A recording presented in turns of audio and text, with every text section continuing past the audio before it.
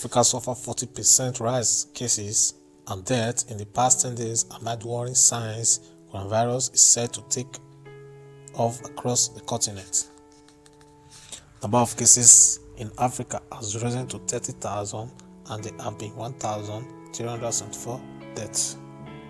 WHO has warned of 10 million cases on the continent within 3 to 6 months. The continent is now banking on the testing as the best defense against COVID-19. Africa has suffered a 40% rise in coronavirus cases and deaths in the past 10 days amid worrying signs the disease is set to take off there.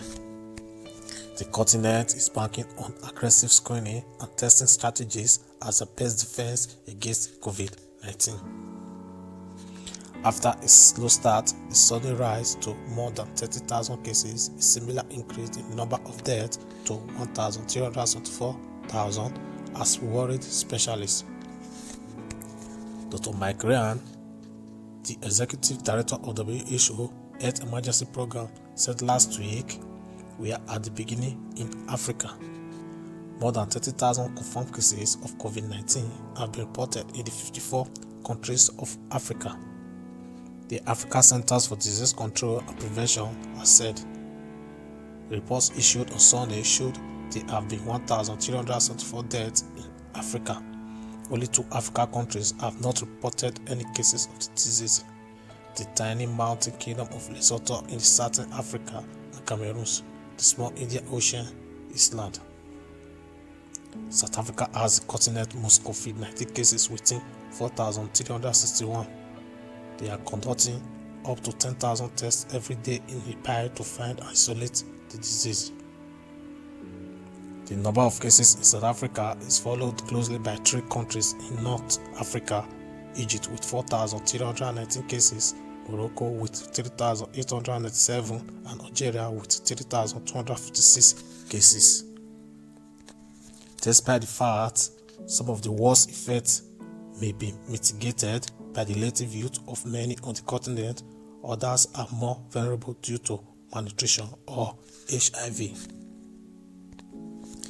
The healthcare system in Africa, lacking resources, will also struggle to cope with the huge surge of those infected, and many countries with population in the millions have only a very small number of ventilators. Due to patchy testing, it has been hard to paint a full picture of the spread disease in Africa. Djibouti has recorded 98.6 cases per 100,000 people, the highest prevalence on the continent, but the tiny country has conducted just over 10,000 tests, as many as neighboring Ethiopia, which has a population of more than 100 million. Things have been made more difficult by the fact that in Africa, social distancing is not always practical because of so many dense and poor neighborhoods. Last week, President Cyril Ramaphosa, who imposed one of the world's strictest lockdowns in South Africa 4 weeks ago, announced a phased recovery of economic activity. The president said in a television address, "We cannot take action today that we will deeply regret tomorrow, but our people need to eat. They need to earn a living." He also announced a social and economic relief package worth €21 billion. However, there are still fears of a new wave of infections with winters on its way. It hoped that the testing strategy will allow the continent to reduce lockdown measures so people can continue to earn a living.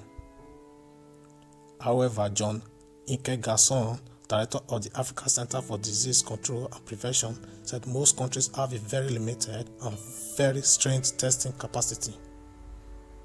In the 2 months since the continent began mobilizing to fight the outbreak, fewer than 500,000 tests have been conducted on the population of 1.3 billion.